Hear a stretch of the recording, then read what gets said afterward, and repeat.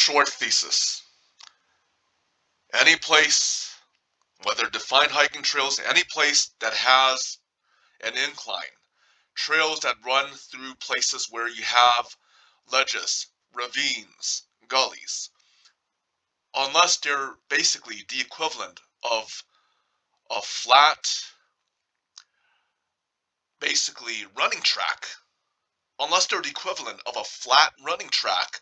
And there are places in nature like that where basically you have senior citizens, where it's safe for senior citizens to walk, because it's 100% flat. Any place that has any nature trail that has gradual inclines, declines, and where you have ultra marathon trail running. This is my statement.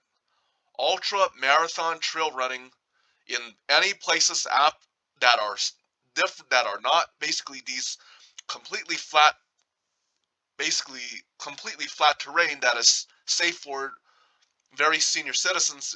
They are death waiting to happen. There are injuries waiting to happen. They are recovery cases waiting to happen. Basically, ultra marathon trail running.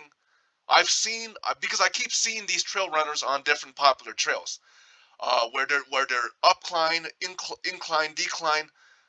Uh, my short thesis: if you're trail running, you're physically superior. I'll give you that. You're physically superior Ubermensch. You don't have two swinging tits like me. I have two swinging tits and a pot belly, and I drink beer. But basically, if you're a trail running, if you're running up and down these trails that are not flat, you're basically a death waiting to happen. You're an injury waiting to happen. My recommendation. Scrambling. My ass is very carefully scrambling when I'm scrambling. I don't fall when I scramble.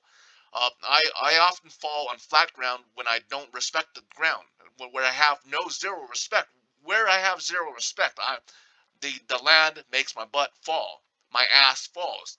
And once I had a dead cactus spine inserted into my buttocks, because it was a remote area not far from Pine Nut, I took my pants off. Okay, and I extracted something out of my butt.